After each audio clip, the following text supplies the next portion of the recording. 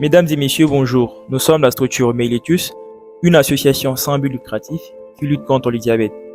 Dans le cadre de la sensibilisation contre le diabète, nous voici venus aujourd'hui au département de radiologie et imagerie médicale où nous allons interviewer le docteur Serge Tarir, qui est un médecin exerçant dans les 10 départements.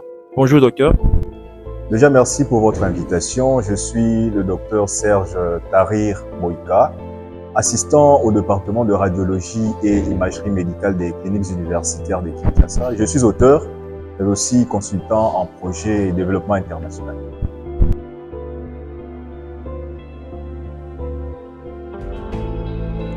Très bonne question. L'imagerie médicale est une des spécialités médicales qui procède aux acquisitions et restitution d'images du corps vivant partant de phénomènes physiques que sont l'absorption de rayons X, la réflexion des ultrations, mais aussi les rayonnements magnétiques nucléaires.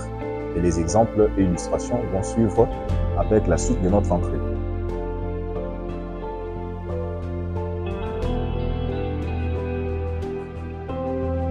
L'imagerie médicale intervient assez largement concernant le diabète sucré. Mais ici, je vais plus mettre l'accent sur les complications. Le diabète étant une pathologie chronique, l'imagerie médicale en termes de complications du diabète intervient de la tête aux pieds. Nous savons qu'il y a des rétinopathies, il y a des cardiopathies, notamment les cardiopathies ischémiques, des néphropathies, mais aussi des artériopathies et des neuropathies. Alors l'imagerie médicale comme spécialité pointue concernant la prise en charge et intervient concernant d'abord les rétinopathies avec les échographies qui se font, les échos oculaires. On a concernant les artériopathies avec les échographies Doppler qui se font, mais aussi les échographies rénales, pour ne pas dire les échographies abdominales.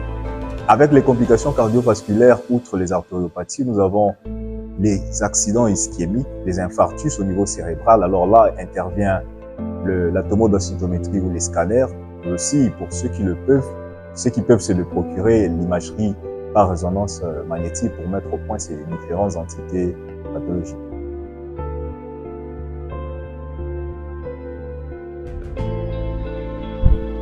D'emblée, la technique par excellence, non. Je pense que l'imagerie, que ce soit les modalités d'échographie, que la tomodensitométrie, voire la radiographie, peuvent permettre de mettre en évidence les complications. Là, vraiment, j'insiste dessus. Du diabète, parce que vous avez, je vous donne un exemple assez simple, quelqu'un qui nous vient avec un pied diabétique, avec tout ce qu'il y a comme ostéite qui s'installe. À la radiographie, nous pouvons déjà mettre en évidence les différentes déformations, entre guillemets, ou difformités du point de vue ostéo-articulaire, notamment au niveau du pied.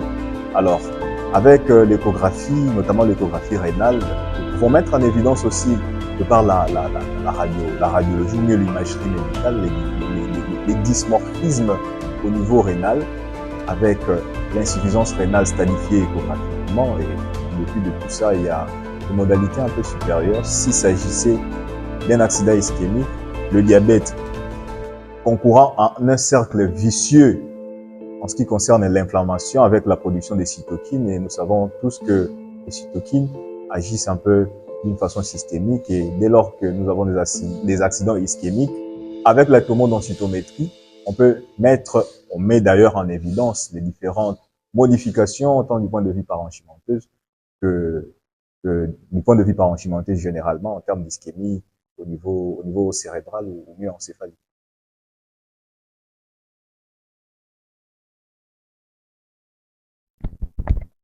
Merci. Concernant la tomodensitométrie, pour distinguer les entités pathologiques des organes encore sains, indemnes de complications du diabète.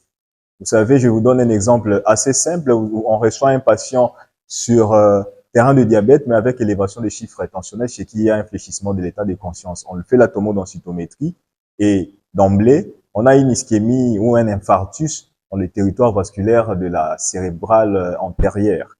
Alors, c'est une pathologie ou un signe qu'on met en évidence en tomodensitométrie, mais que l'on ne peut pas mettre en évidence avec en échographie, justement. On utilise la tomodensitométrie, on utilise l'imagerie par résonance magnétique, l'IRM, qui met en évidence ces modifications. Un deuxième exemple, je vous prends un patient qui vient avec des claudications intermittentes, chez qui est suspecté une artériopathie oblitérante de membre inférieur. On va faire le Doppler et on va devoir mettre en évidence, étant diabétique, on va rechercher, outre les entités ou les modifications au niveau luminal ou endoluminal des artères, mais on va devoir aussi rechercher les processus thrombotiques qui peuvent surgir à la suite de sa complication, de sa maladie, pardon.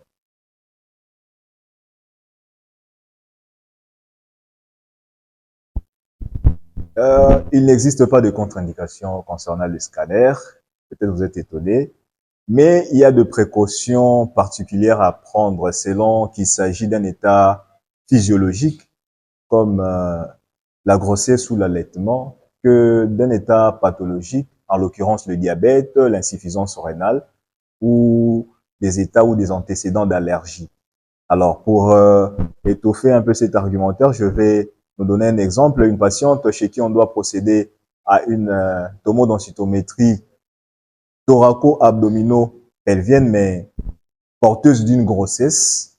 Je nous assure que l'examen ne sera pas d'emblée exécuté parce que on va devoir mesurer l'urgence, mesurer le pour et le contre, et l'indication sera maintenue selon l'accord ou les explications que va fournir les radiologues au prescripteur, et ensemble avec la patiente ou la gestante, on va devoir dégager l'opportunité ou la nécessité de pouvoir exécuter cet examen. Un deuxième exemple, chez un patient qui a des antécédents d'allergie, il n'y a pas d'allergie aux produits de contraste. L'allergie survient à la suite des excipients de produits de contraste. L'iode, il n'y a pas d'allergie à l'iode. C'est plutôt les iodures, ces excipients qui accompagnent le produit, les principes actifs au niveau duquel, chez qui on peut développer des allergies. Alors, un patient pareil, avec insuffisance rénale ou diabète d'ailleurs, on a parlé des complications au niveau rénal. Pour un pareil patient, on va devoir demander la clairance de la créatinine, pour ne pas dire la fonction rénale, afin de pouvoir mesurer un peu comment procéder, la quantité de produits de contraste qu'il faille injecter. Et dès lors que le patient a un stade évolué, on peut procéder à l'examen, mais tout en mentionnant les modalités d'urgence ou d'utilisation, l'urgence d'utilisation de l'hémodialyse ou de la dialyse après les réalisations de cet examen. Et donc, il n'y a pas de contre-indication, ou la seule contre-indication, c'est l'absence de l'indication.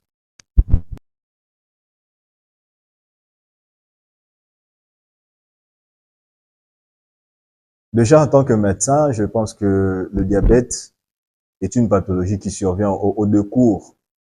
Je nous épargne un peu de différentes classifications du diabète, mais c'est un état d'hyperglycémie chronique. Pour quelqu'un qui a déjà le diabète, il s'est fait consulter, il s'est fait prendre en charge d'abord par le généraliste. On en a plein dans la ville qui sont compétents et qui peuvent assurer cette prise en charge.